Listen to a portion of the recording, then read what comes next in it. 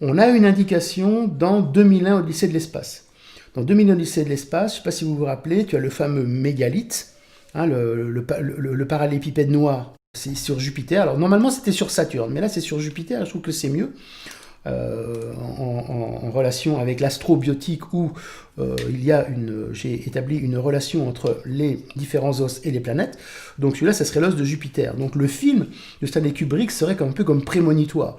D'où il a eu ces informations, est-ce que c'est un hasard et tout ça. Mais bon, moi ça m'intéresse dans le sens où, dans le film, il nous montre que cet os-là, quand on le côtoie, donc les singes, deviennent intelligents d'un coup.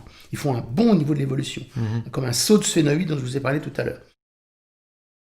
Et l'ethmoïde est composé de 2 parties cubiques côte à côte.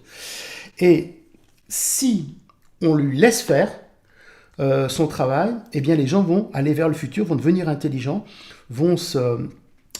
si on le laisse s'exprimer, eh bien, dans toutes ces mémoires intra-osseuses dont je vous parlais tout à l'heure, eh bien, ça va exploser la conscience du futur, ça va exploser la conscience neurofrontale, donc ça va donner des gens complètement épanouis, formidables. D'accord. Et tout.